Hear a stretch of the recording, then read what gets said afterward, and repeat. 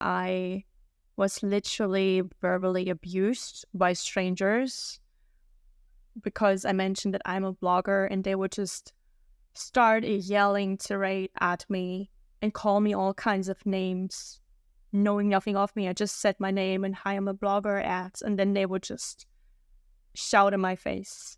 On the street, in public restaurants, in public. It was horrible. It was horrifying.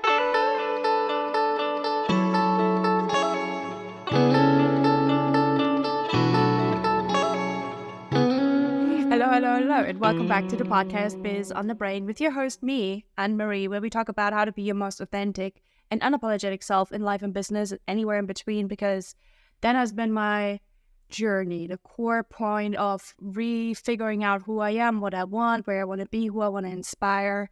And I think the most important upper ceiling limitation we can put on ourselves is capping who we are in one way or another, whether that is to tone yourself down for certain people because you are too much, especially all of my neurospicy peeps out there will relate to that.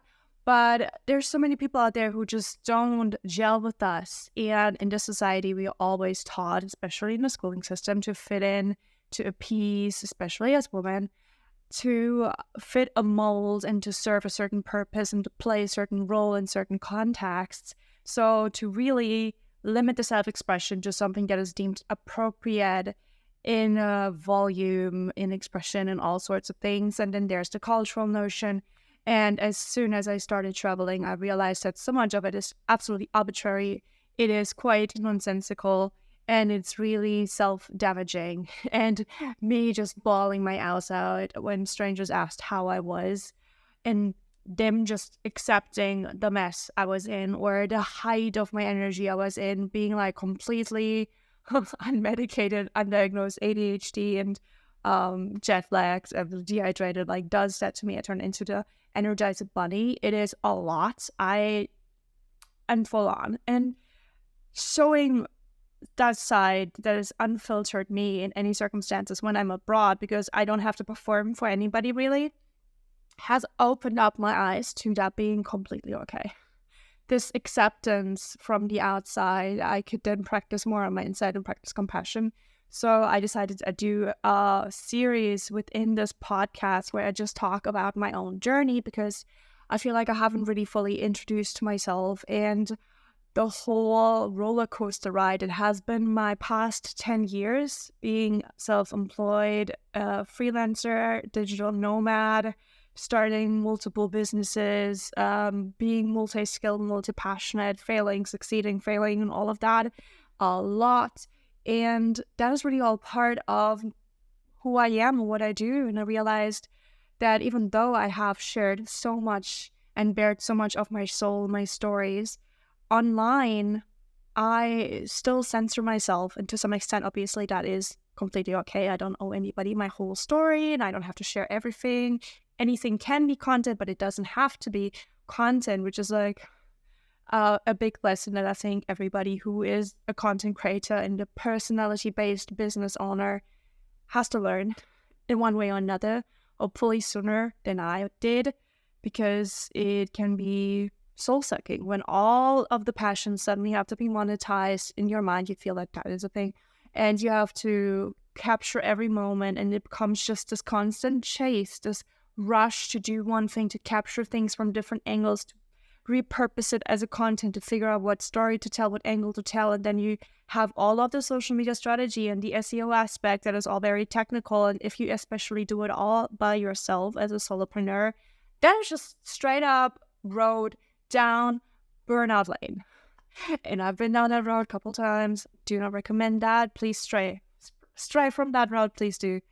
And so what I wanted to share, especially in this episode, and I talked about this in one episode where I addressed my origin story, where I had my mental breakthrough and breakdown, which led me to go on a year-long round-the-world trip, which then ended up being an 8-year trip around the world as a digital nomad. But, an aspect that I tried to almost erase over the past 3 years, ever since how do we still call it? Have you agreed on a name? Is it like not banned anymore from social media? Like, cause I really like to like pandemic a lot of, but like that's also, I don't know if that's even appropriate. The pandemic. Okay. Let's use that official term. Like when that started, I felt grounded. I had planned and mapped out and completely booked 3 months in Japan. Everything was completely, like I said, mapped out. It would be like a month in a super cool, really affordable apartment in Tokyo, in one of my favorite areas, because I've been to Tokyo a couple times. And then a 4 months of travel chasing the cherry blossoms all the way up to Sapporo in the north, to Northern Ireland. And then just chilling for another month in Tokyo, getting the other flower festivals that I absolutely love. I always like to chase flowers when I travel, which for Japan in April and May are the Shiba Sakura at the foot of the Mount Fuji, where the blossoms are on the ground level. They're just moss flocks covering the ground. It's beautiful. Everything in pinks and purples, my colors, And then there's the wisterias and azaleas and just flower gardens. There's just so much going on. And I wanted to relive that with a different lens, because the first time I was in Tokyo, or Japan as a whole, I had travel burnout, because that is a thing. If you constantly apply this trying to be productive to travel, where you optimize it to see all of the must-sees, to constantly, again, create content on everything you see and churn out stuff and repurpose things by not really fully being in the moment because you're afraid to miss something. So I lived my life through a lens. Quite literally, I always had my camera. I could never leave the house without a camera, because that for me is my joy. Without the business, I've always loved capturing beauty with my camera. That is the way I appreciate nature and life and really share joy also with others. I'm a big fan of taking candid photos. People always say, like, I didn't even notice you taking all of the photos, and then I hit them with like 500 photos in an hour. This is not an exaggeration. I do take a lot of photos, and well, I've learned how to take more specific photos and be better at that over time. But I could still take a ton of photos because I see a ton of different angles, and I'm not the best at choosing it. Also, I don't want to limit myself, because, why? I don't have to turn everything into content, but sometimes I just want to capture the moment, and it's also why I love video. But I realized that as I did all of that, and then the pandemic was like 4 days before my trip was supposed to go off, they closed the borders, for COVID reasons, and then I was waiting, and that did not change. And so I felt like the universe had put me on a bench and said, you just sit this out. You'd been telling yourself for years that I wanted to get away from all of this, because, to be honest, which was the part that I wanted to eradicate, I was a travel blogger. I had been travel blogging since 2014 because, like I said, I had been super depressed, like clinically depressed, very severe thoughts, and was in therapy, and they were concerned, and I didn't have the proper network in my life that would know how to properly handle my mental health. I didn't get the sympathy that somebody who has severe depression needed. Like, you can't just say, cheer up, get a hobby, however well-intentioned that is. And I knew that, and it just like dug myself into a hole. I withdrew, and people didn't really notice, or so I was like, okay, the only thing I could see was me traveling. And then my therapist encouraged that, because it actually, sparked some kind of emotion in me. And then I went, and then like it was the best thing I could have ever done. But before that, somebody had sent me a link to a travel blog, and then I watched the movie The Secret Life of Walter Mitty, which completely hit me so much in the feels. It shook me to my core, and I watched it again last week, and it still has that same effect on me, because it's like, Yes. Like that could be me. That is me. Because I am that person when I don't travel enough, when I don't get like enough dopamine, I just completely zone out. I could be like empty behind my eyeballs and just be in a parallel universe. I have like entire plot lines, storylines, world building in my head with full on characters and lifespans and whatnot. And I also know that when I travel and sometimes something reminds me of a place, I feel like I almost walk through a holographic image projected onto my eyeballs of that place that I just thought of. I am a very visual person. Like my brain is very visual. That's why I'm also all about photo and video and storytelling, because that's a way for me to communicate to other people what the heck is going on in my brain. Because most of the time people cannot relate or they don't get it. And I know now, thanks to TikTok, that not everybody actually has the capacity to see things visually when they think of things, which I thought was really interesting. It explains a lot, like the fantasia and aphantasia, if you want to look that up, if you don't know what that is. It's just, some people need to think things out loud. Some people can think with full-on voice, narrator, visuals, like a cinema playing in your head, like Germans call it Kopfkino. I will literally see the screen, depending on certain circumstances, more or less clear, but I see the images. It's not like an abstract idea. That's how my brain works, and I find it really fascinating that there's variation in that for different people. It's really fascinating. So yeah, I can help people with my skill in that way. And so I saw this movie and I saw this person completely zoning out and daydreaming and living these ridiculous storylines, which I also would do in a different way. And he'd been thrown into all of these ridiculous situations. And just by trying to stay alive and trying to get to his goal that he was so dead set on, he managed all of these ridiculous feats and accomplishments, and he traveled the world without thinking twice because he was so laser focused on a thing. And I know that that's when I am focused on something that I really, really want, everything just like blurs and I bulldoze my way to get there. I don't care. I will forego food, sleep, drink, all of it to just like finish a task if I'm like so into and like hyper focus to my detriment. And so when I realized that I could be a travel blogger and I could travel the world and I could just go and have a working holiday visa, it's like the backup, like go get a backpacker job, but also go to the other ends of the world, far away from everything, and press almost like reset on this game of life. That was like, that's it. I have absolutely no other.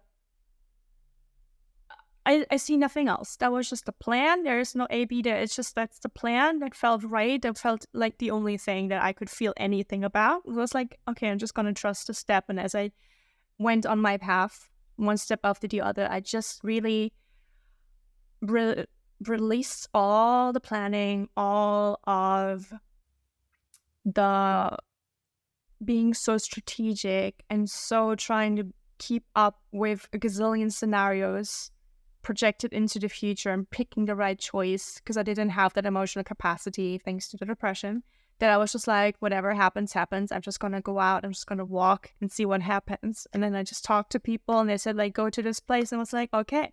And so I basically followed the dots, like when you draw as a kid, there's these dots and you connect them and suddenly there's an animal that appears without knowing what it is because you don't see the bigger picture. I did that. I was just like, whatever the day brings, I'm just going to go. And I got into so much ridiculous stuff, so many misadventures that all helped me figure out what I want or what I really don't want through amazing people in my path. And so like I became a travel blogger along the way. I was like, that is just what I am now. Like I have this travel blog. I knew how to code a little. I knew exactly how to format things and how to have the entire layout, how to have a strategy behind it, how to run social media, because I had been doing that for other accounts. Like I had run people's social media, I had done community management, I had done blog writing and photography, and then I learned video editing, and it's like I knew exactly what I needed to do just based off all the things that I had somehow learned, and I just naturally, even when I didn't know things, I figured it out. And at that point, the community was really great. You can just talk to other bloggers and ask for help, which is also something I needed to learn, and I did. And they would like still happily share information and connect and all of that. But the thing is, being a content creator and blogger is still to this day such a loaded term, and is very divisive. And I noticed and lived that so soon. I remember when I was in Australia, I was literally verbally abused by strangers because I mentioned that I'm a blogger, and they would just start a yelling tirade at me and call me all kinds of names, knowing nothing of me. I just said my name and hi, I'm a blogger and then they would just shout in my face. On the street, in public restaurants, in public. It was horrible. It was horrifying. And they felt so right about this. And I was like, what's going on? What did I even do?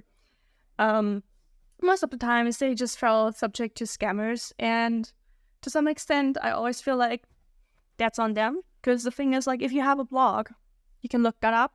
If somebody says they have a blog, check it out and see if it's actually a good fit for your brand. You need to do your due diligence and see if it's actually a match, because just because somebody has like a billboard, you don't want to just give them money for it. Like, it could be sitting at a car park in a town that you don't actually care about. Same with blogs. And then yeah, you can ask for the numbers. You can see previous partnerships and sponsorships, and you can see the quality of the work. You need to do your research. So I don't understand how some people did not do any of that, because they're like, yeah, they didn't even have a blog. I'm like, you didn't even bother to check. I have no sympathy for you right now, especially because you're being an asshole in my face. But I didn't have that much of a backbone, so I just went out and started crying. That wasn't fine, but that happened so often. Even when I came there with people who had recommended me or tried to, encourage me, they would be like, do you know these people? Why did they yell at you? I'm like, I don't know. It's horrible. And then what's more is that in the industry, travel industry doesn't really pay all that well. Like, if you were working in hospitality as a tour guide, all of that, it is not a very lucrative job. I know a lot of people want to go there because you get to travel, you get to see the world, because then that's how you can talk about it to clients and really connect with your product, right? And it's necessary. But they don't pay that well. Like, I've met tour guides who had lucrative jobs or, had a career, and then they just wanted a fresh start. So they started being a tour guide, and then they were like, I can't barely afford my rent. So now I'm barely home anyway. And one of them actually slept in tents. And they were like, I've never been paid as little, and have never had to work as much. And then it's like a tough job, because you have to be on for all of these people, and they're on holiday, so they expect you to be cheery and upbeat and like give them the proper excitement for the places, and be super knowledgeable and be like available almost 24/7, because they want a contact person. And so, like, who are you to sleep? But you also have to sleep because you need to drive, or you need to talk to people, and need to like give them tours around places and go hiking and still make food, and like it's a lot. So that they can barely afford a tiniest apartment is horrible. And yeah, and so I started working with a lot of tourism boards and tour companies, and none of them would pay me. And in the beginning, that's what I thought is completely acceptable and normal. If you run a business, you do everything for free. But it's really ridiculous how, I really wanted to avoid this label of like being a freeloader content creator, influencer, because like, oh my gosh, you get all of these things for free, and like, who are you? And then the thing is, if you do actually work for a pair of socks and you put in 3 hours of work, you create photos, you come up with an interesting article, you make it SEO approved, and you share it on different social media platforms that you grew an audience on, and use your own platforms and blog to promote that with a link. Maybe you get an affiliate link, and then maybe someone buys a pair of socks and get 2 cents or whatever, and you get that for free. How is that freeloading? How is working for 3 hours in giving your well-earned platforms / billboards of sorts away for that as free? And I remember one of the first gigs I tried to get, portfolio off the ground. And so I approached local businesses, and some would yell at me.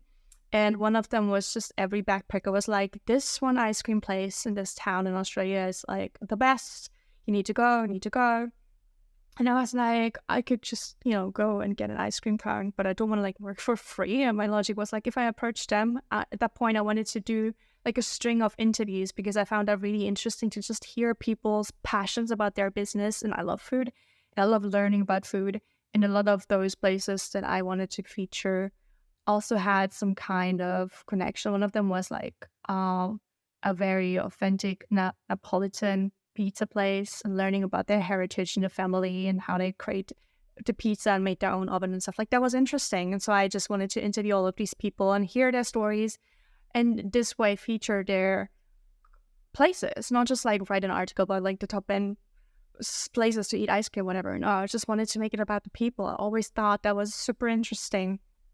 And obviously that takes some time to sit down and talk, and then also try so you can write about it, And this ice cream place, they were so rude. They were like, oh my gosh, yeah, you can get 1 scoop of ice cream, whatever, and then just get out my way. And it was just which one? He's like, I don't care. You need to decide right now or it's off. I'm like, what? So I just picked one thing, and it was very mid. It wasn't great. It was not terrible. I was like, that's not even the flavor I wanted. And I stood in a corner and I tried to take pictures, and I felt like I'm so in the way trying to cover this place and write an article about it. Would you treat a person writing an article from a local newspaper that way? Which is what I was doing. I don't understand how I just accepted that treatment, but I did. Again, the people pleaser, super low backbone. But I documented the shelves. I tried to get a feel for the place. I actually talked to a couple people who went there regularly to get an idea, and asked him a couple questions while he was being annoyed. And then I wrote an article and published it for 1 ice cream scoop. And then a month later, his wife wrote to me and saying that she's so sorry about her husband treating me like that. She read the article and she's got so much more customers coming in who saw it, even though my blog was super tiny and I don't know how that happened. But anyway, because nobody else wrote about it. So, if you Google it, that's what you would find, I guess. And she was like, I'm really happy about the article. You did so well with the little thing you got. And she was very apologetic. And I was like, how did I accept that? How was that my little kernel of love to go by? And I did so many similar articles in a similar way. Some of them were really happy to just talk to me about their business and the ideas. And, they would give me the food so I can write about it. But the work I put in there, the value was more than the food that they ordered for me. So it was ridiculous. But from what the community always said of the bloggers who went before me, who were we paved the way. Nobody ever knew what even a blog was before us, the OGs. And then so we paid our dues. We had to work so much for free. So now you have to do that too. That was the consensus, that you had to earn your place. And then only then, after 2 years, may you earn money, or dare you ask for little. And I just bought into that. I was like, okay, if that's what it is, then I worked so much for free at the detriment of my health as well.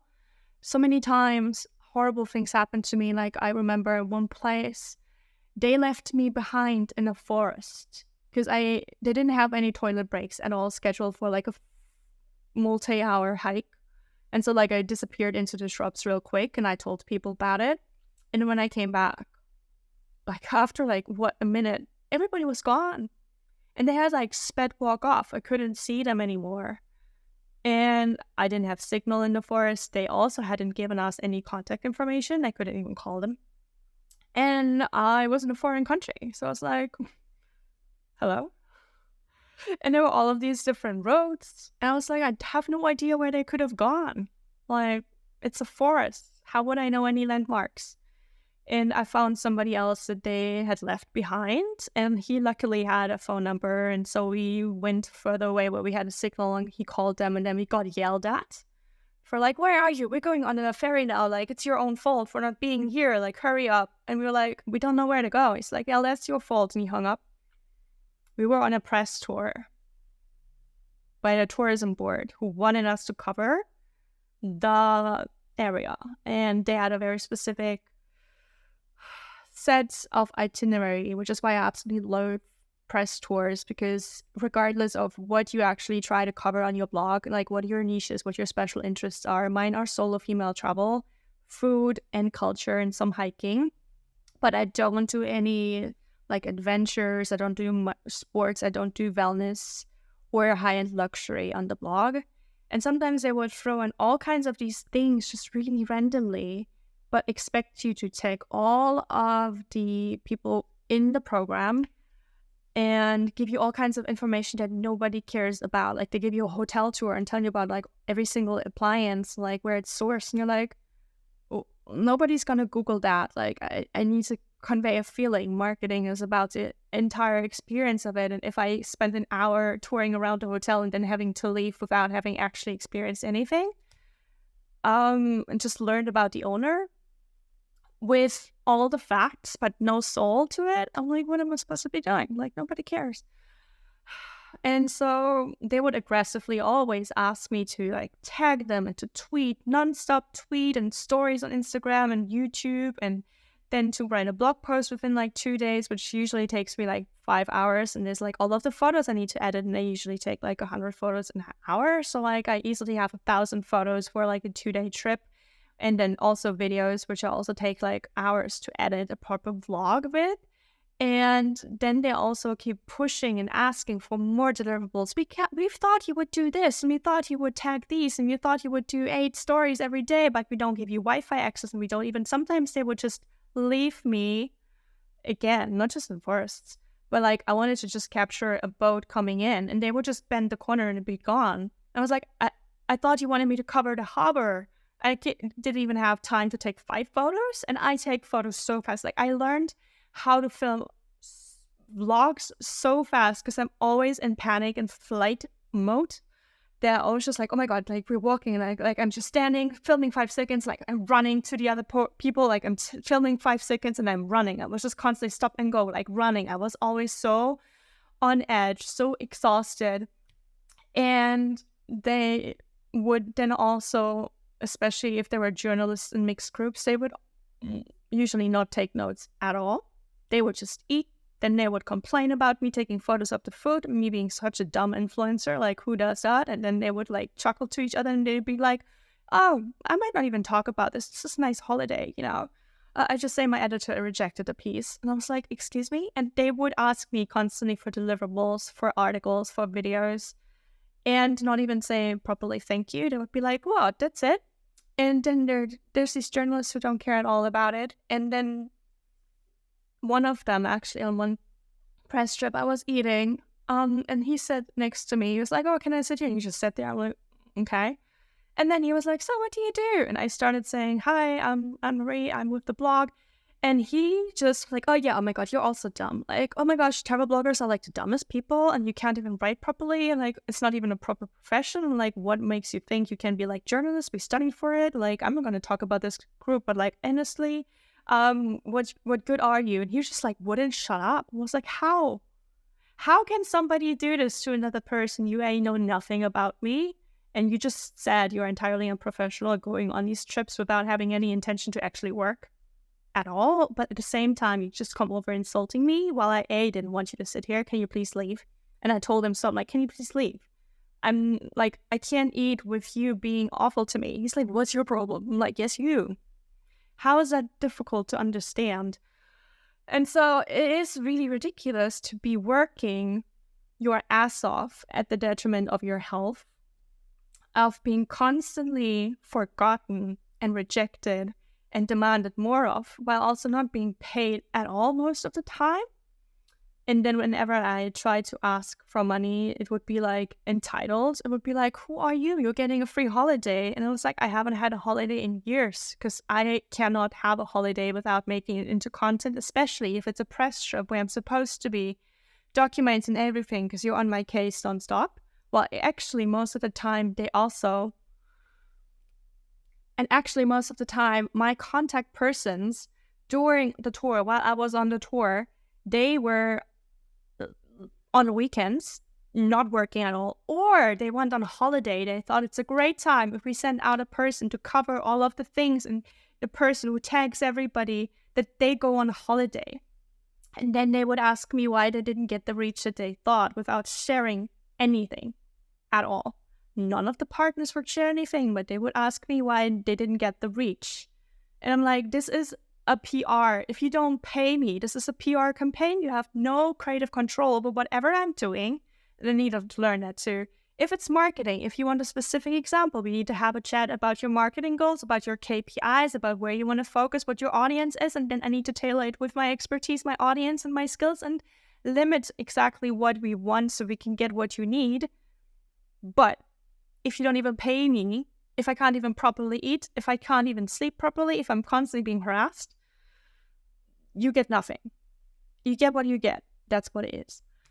And so it was constantly this fight for standing up for myself. And like I said, it was so uncomfortable because I had no backbone, and I quickly had to learn, because I didn't want to get back to that place of feeling so low and insignificant and burned out and depressed, that I just got this fierce, ferocious, F you all attitude, where I was like, you know what, I'm done with this industry. I'm done with the travel blog and with seeing everything as content and working for it. And like, I could write any of the articles to sound exactly like ChatGPT, very generic, very soulless, just the information, just the core points which you need to know, like a travel guide.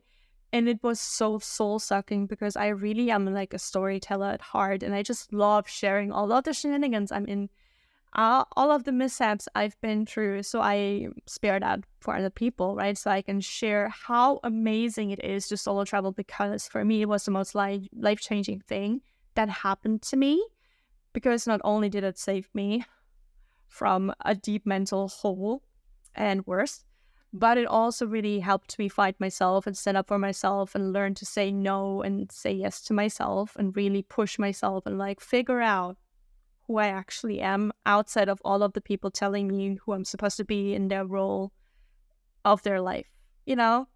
All the people knowing better. I didn't have that trust in myself and in my gut. But when you travel, you have to rely on your gut telling you to stay alive. In some ways, I was just like, okay, that person saved, that person isn't. I don't know why, but I just trusted it. And then I had to trust myself to get out of terrible situations. To give you another example of how hard it can be as a blogger, and how that's not at all lucrative if you don't just charge and just are audacious, in quotation marks, with owning your worth and your expertise. Because what people don't understand is, if you hire me for something like a 2-day trip to cover a hiking trail or like a couple of hotels or whatever, you have a photographer and you usually pay like 800 euros at least to get them to cover a day. So that would be 2 days, 1,600, then probably also the transportation and the lodging and the food. And if you have also the need for videography, that's another like 1,000 per day, including video editing, which might be like 500 on top. If you want the raw footage, the unedited footage, that's like 150% on top of the actual price to get the licenses. And again, what the licensing is depends on if it's just social media, if it's website, if it's TV, if it's commercial, if you want to use it in perpetuity or just for a year. That can be easily like 5K. All right. And then you have somebody writing copy. So you write a couple blog posts, they're all SEO approved, that raises the price. You can put in backlinks, that raises the price. You can keep them on for a certain amount of time. That also can increase the price. If you wanted to be listed on different social media platforms with established audiences and research of hashtags and to track the goals and see where you can push it, and then to even collaborate with different accounts to keep pushing it and to create it into a campaign that is spreading over multiple days. It has multiple stories at the specific times when the audience is most active. Make it into a whole interactive spectacle that hypes people before it, in the middle, and afterwards. That is a lot of work, and that's another job. So you have multiple jobs, multiple expertises, and you hire a blogger for all of that, and you pay them nothing because it's a holiday. But if you paid them all separately, all of them, you would easily be like 15K. And that's what I'm so bitter about, because people kept telling me, why would you even ask for money? Who are you? They became really offended. And a lot of times, and I still to this day get inundated every day with people asking to place backlinks to use my page as an ad-based platform, which it is not. And just like to put casino links in there and CBD and beauty stuff and like all of the stuff that I do not agree with. And that's not even related. Some people want to put their luxury retail, housing, yachts, teaching, job search on a travel blog. I'm like, that's not even the right match. Like, what? That makes no sense. And they're like, oh, like, I'm offering you $5, like 50 max, like, you're entitled. Nobody sees your blog. I can see your traffic. I'm like, where? You cannot possibly see my traffic because only the people with the backend can actually see the traffic. Only my Google and my host can see the actual traffic. Everything else is just a guess. And so they would just insult me, and they still to this day, like, they will not stop. And you say, like, I'm not interested, I'm not putting blinks, and they like will not stop. And I get those 10 to 30 times a day, every day, for 10 years now. And it's horrible. I put them all in spam, it's still horrible.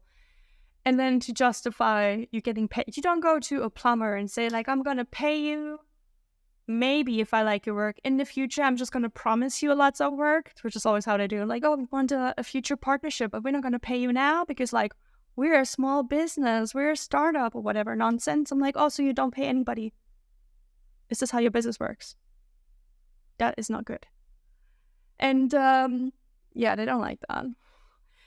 Yeah, and then promise them future work. Like, oh, maybe if I like your work, maybe I'll pay you in the future. Like, what is that? Like, why is this acceptable in the travel blogging community, especially? Like, that's what I know. Like, I know a lot of other blogger communities, like especially lifestyle and fashion, they actually pay, and they pay a lot, which is, I guess, where a lot of the media comes in and just bashes influencers for not doing any work. But like I've already discussed, it is a heck of a lot of work. Try to create a website, newsletter, on all of the social media platforms, and to be everywhere all at once, and then to maybe even start a team, because you can run it possibly by yourself. Because if you want to get content, and if you want to be found, and if you want to actually have your ad money come in at all, I get, like, with 10K views after it being on a platform for, was it now 6 years, I now get like $100 to $150 a month. So that's not enough to live off. So, like, you have to keep churning out the blog posts for it to rank on Google, and you have to stay up on top with the rankings and with the keywords, and you have to update things, and to have to do so much work. It is definitely not free. It is definitely not an easy thing to be a content creator and influencer, even if you just talk about your day in the life and put on pretty outfits. It's so hard, actually, to constantly look cute and to document everything by yourself. It is, just try taking your own self-portraits, like, really well. Do that every day, and do it with video, and then edit it, and then be everywhere, and then keep up with the trends. The algorithm changes. It is soul-sucking. It's not fun. There's a lot of fun to it, but it's a job. And so when the pandemic hit, and I was like, I'd been meaning to get away from this because I've been so bitter, and it really attacked my self-confidence and my self-worth, and I still sometimes, and often, I still often struggle with knowing my value, because I've been so bashed in that aspect of being worthy, that I find pricing so hard and so triggering, because it brings up all of these conversations where people told me I'm worth nothing based on my follower numbers, not based on my skills, even when I advertised my skills regardless of the blog. Because like I would love to just create and be a creative director and video editor, film, video, all of that for other people regardless of my blog, so I can move on. That was the goal when the pandemic hit, was I can use all of these skills for content creation to help other businesses who now are realizing that video is the way to go, that it really gives your business a personality edge that nobody else has, especially if you're a solopreneur, if you're a soul-led business owner. You are the brand, you are the unique selling point.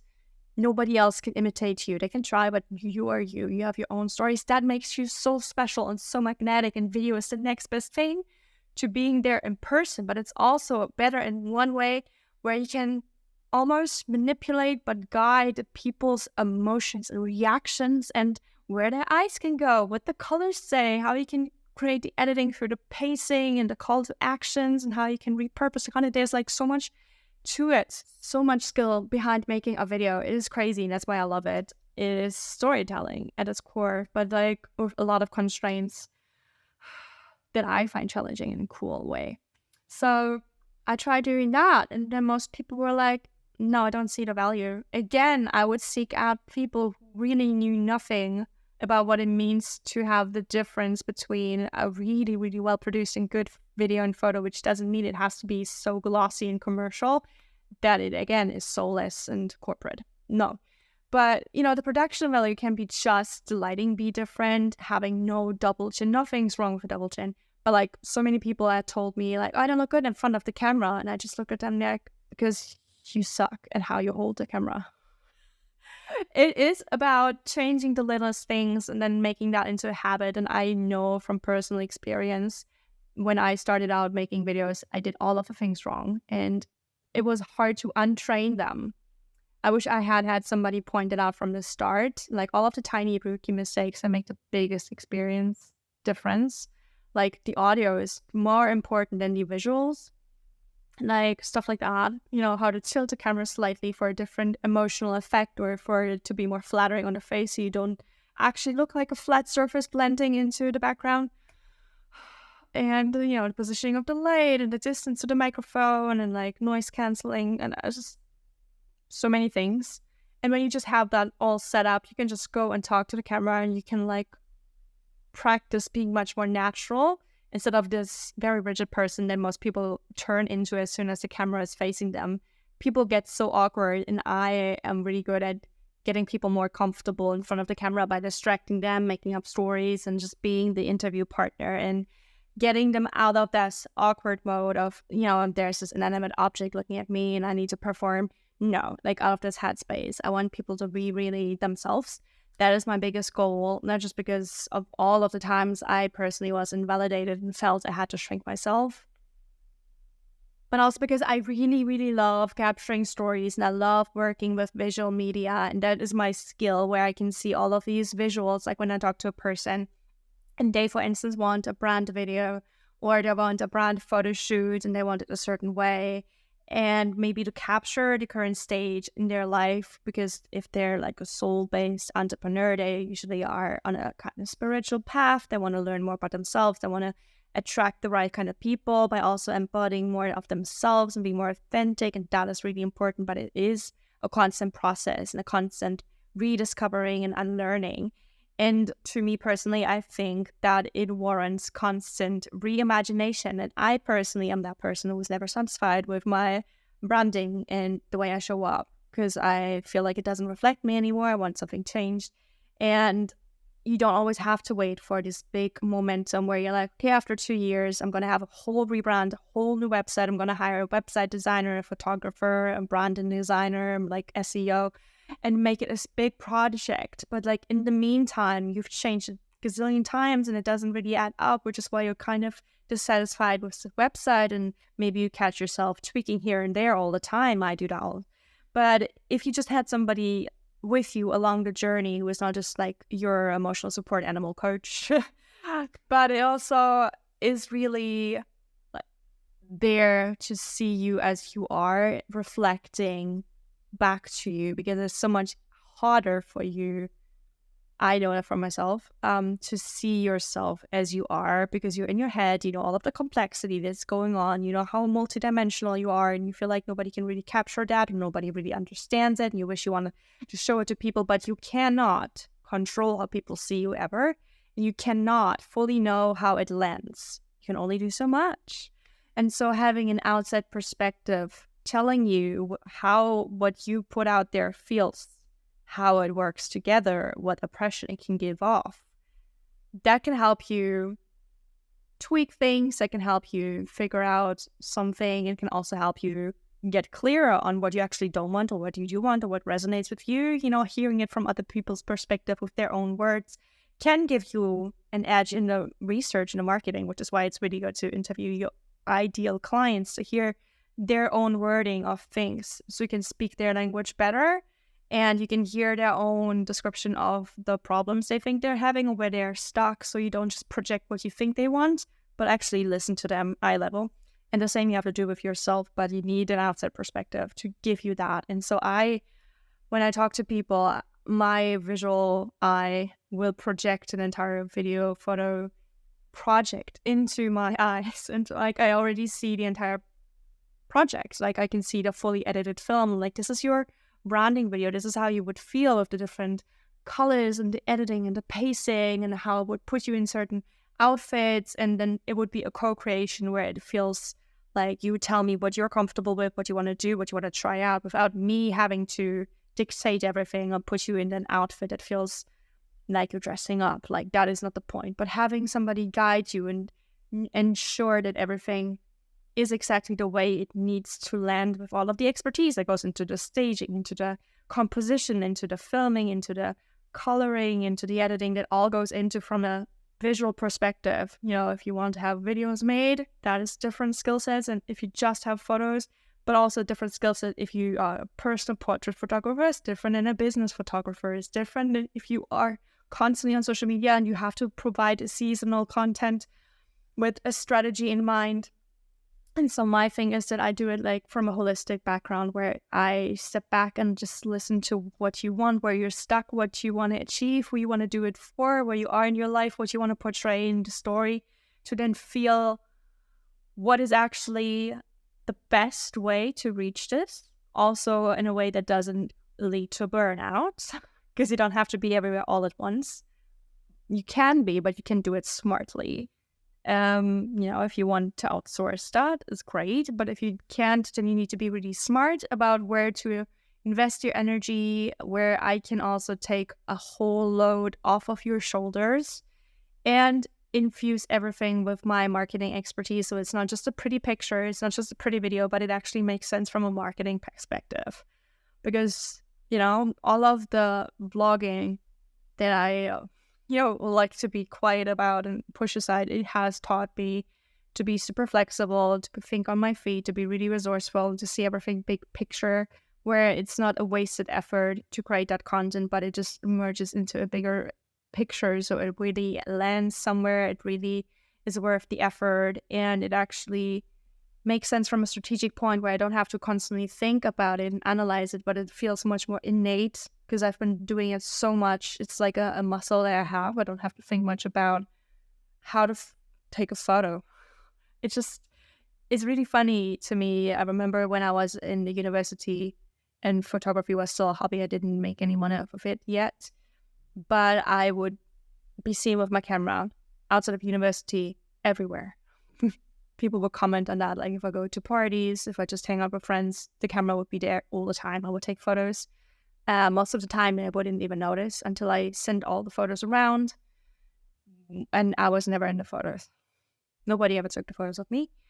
So that's another thing I learned being a solo travel blogger, how to take photos of myself, which is hard because it's a lot of exercise, running back and forth, being super mortally afraid somebody's going to knock over your expensive equipment or steal it. while you are like 100 feet away, and you have to pose, and then you have to like get the lighting right, and you have to get the location right, and then maybe someone's gonna walk into the frame, and there's a lot of stuff that goes on. It's really annoying, but it helped me be prepared for anything.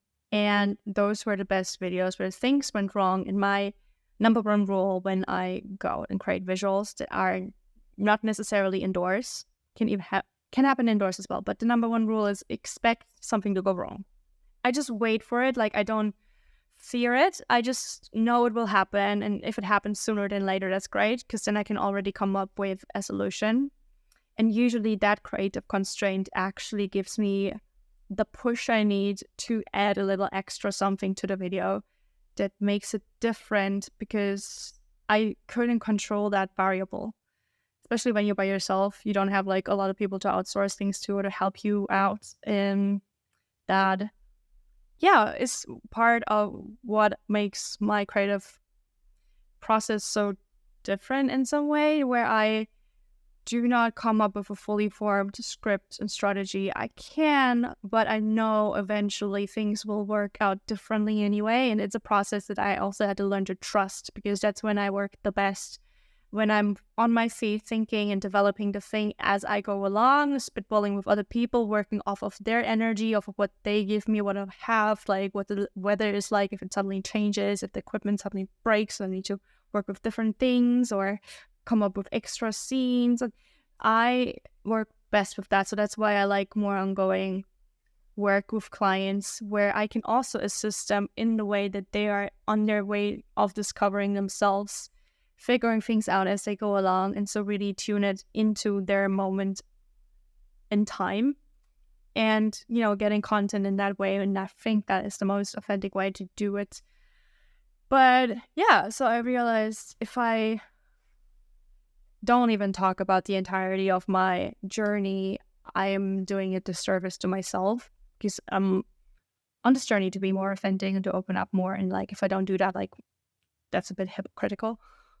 But it also helps people understand more where I'm coming from. Like, I don't know if that builds more trust, hopefully, into what I can do and what I've been through. And maybe even understanding when they notice that I feel a bit shy and awkward around explaining my creative process, because sometimes this insecurity still comes up where I'm like, oh my gosh, they just asked me for a price, they just asked me for a package, which is like so typical, especially if you go ask like a video maker about a price. People are just like, so how much is a video? And you're like, a video of what? There's so many variables. You need to be concise. And I always want to have that first call to actually see what the heck is going on, because sometimes you don't know what you don't know, what you need, because you haven't done it yourself, which is why you outsource the thing, right? If you could do all of the videos yourself, then you wouldn't need somebody else. But also, I am a firm believer that to be really effective at communication and realizing what you can actually ask of people, especially when you outsource things, if you've done everything yourself at least once, you get an idea of what you can actually ask, what is actually feasible, because I can make a lot of impossible things possible, but again, at what expense, at what cost? It's not necessary, and it's just endless stress on both sides. It's not necessary. And so I just want to ask all of the pertinent questions up front, and then I can give a quote on crazy things. It's so hard. It's not like a package program where you're like, see, this is a package, there you go. Because I think every campaign is so individual, every person's so individual, especially if you are in a continued journey. There's things you can keep at in a like retainer package to know exactly what you're going to get every month, but to make it make sense, I need to know that what I'm offering actually works in the context and it's leading to the result that is desired, but I cannot guess that up front. With creative work, I can't, and that's not how my brain works. I need to get the bigger picture idea, and then I can work my way backwards. That's how my ADHD brain works. I need the different approach to usually people are just like, you figure it out along the way, and I do, but I do it in the reverse way, where I have all of the puzzle pieces already laid out and then put them together. But most people just like look at the box and then they work from that way. But I'm just like, I need everything laid out first, and then I can put it together without just starting at the edges. That's the creative approach is different for everybody, and so like that's my approach, and that's why I like talking first, so I can get an idea and I can feel comfortable offering something that actually works for what is requested based on all of the different things that I actually have in my repertoire. I always find that really difficult to convey when people ask me, like, what is your job title? Yeah. I don't know which one to pick. So currently I really like the overarching term of creative mastermind, because really it's all about my brain, which is why all of my branding is on the brain. Because it's just also intricate to how I function, how I see the world, how my DNA is set up in a way. All of that is tied to my creativity and how I use my work to portray what is in my head. And that is how I also support other people through my ideas that can come out of nowhere. I can just like pick full project ideas and engagement things and visuals and videos out of thin air just through conversation, seeing something that was triggered by certain words and vibes, and just by engaging with a person I can get a feel for them and I can see them already in a different way. So yeah, that is how I got to where I am right now, with all of the many downs but also some really ups. And I really loved the traveling. I really want to get back to that, but I'm still sour about the travel cooperation part, and a lot of it obviously has been me having no self-confidence to stand up for myself, and me subconsciously seeking out those people and then staying to justify, without there being any reason that they would ever change their mind, that I needed to be paid.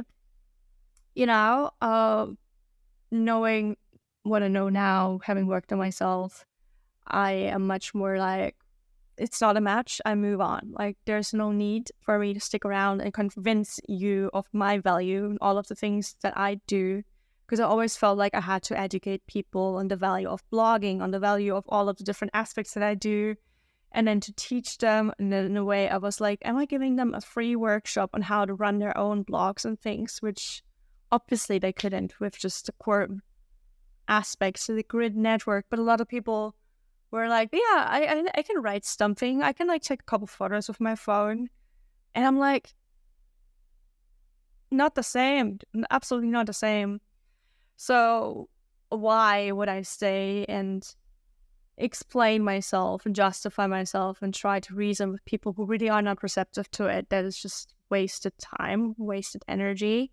And so I'm in this place right now where I'm just thinking of how can I be true to myself and stick to my integrity and boundaries, but also reach out and stand my ground, but also be much more discerning where I do that. Because I am still so in love with travel, and I think that's the biggest way to change people and people's minds and broaden their horizons and really help them figure out themselves. Especially for women, I feel like every woman should go on a solo trip to really figure out what she likes, who she is outside of people's perspective and the roles they put on themselves, regardless of age. And travel is a very privileged thing. Not everybody can do it. There's a lot of stuff involved with it. And sure, you can travel on a budget. I just did my taxes the other day and I went to a New York trip for 6 days, and I realized I only spent $100 on the entirety of 6 days in New York on food. And I was like, how? Isn't that insane? Like, I can travel and stretch my budget so much because I'm very frugal. I know a lot about travel deals. I know a lot of really cool places where you can save money, or how to, sustain yourself, cook for yourself, have a lot of, I don't know, vouchers, or go to certain events. Like, I know how to go places for low amount of money. And it's not obviously the most comfortable, the most luxurious thing, but it's like also super exciting. And I always made it work, even when they blocked my credit cards because somebody like robbed me. I still always managed. Oh, that's a whole different episode. Like all of the times I was like robbed or stranded somewhere, and I had to testify in court and stuff like that. Those are crazy travel stories, and if any of those stories you find entertaining, because a lot of it sounds really wild, and it is, but it's all very true. I'm not making anything up. I have a lot of video proof. That's, the benefit of being a content creator. Everything is content. You put it out there. It's life in a moment. And my YouTube has a ton of videos. Just find my name, Anne-Marie Stroll, or just look up all of the travel content blogs, channels, which are under the brand Travel on the Brain. So there it is. That is the secret identity I had before the pandemic. The travel blogs. I still have those. I still look at them all the time because I put a lot of information on there that I also use a lot, and I also still recommend to a lot of people because, I put in so much work because I believe they need to be known to get the best out of the travels and to see things in a different, fun way beyond the top 10 trips. And I know it's so cliche to say like off the beaten path, but I went so many random paths. I was like Little Red Riding Hood on steroids. Yes, I ran into wolves. I was chased by dogs. I was chased by fish, gigantic fish. Chased by what else? Kangaroos, bugs. Oh, so many animals. Can't even. And yeah, so I wrote books about it. Just find my name everywhere. You can read all about it. It is wild, wild, wild. Anyway, so this is the episode about my identity as a travel blogger, what led me to what I do right now, and how I still have a heart for travel and for fellow travel bloggers. And I really hope you now value content creators much more and don't just believe the hype that the media puts out about just hating on influencers, because that's just easy, isn't it? To just hate a group, especially because a lot of them are women. That's also a red thread, Nobody hates so much on like gamer bros. What's up with that? So they're doing really valuable stuff. Like, it's also a lot of work, but it's usually... Anyway, let's not get into that. So please value people's work. And if you don't like it, then you just don't consume it. You can scroll away. That's free as well. So I hope you have a wonderful day. I will see you next episode on Friday with a different story of my life and journey, and maybe some travel insights, because I have so many stories. So many ridiculous shenanigans that are very entertaining, not as depressing as this episode. So tune in for that. Tell all your friends. Leave your review so this podcast will reach more people. And have a good day. Bye-bye.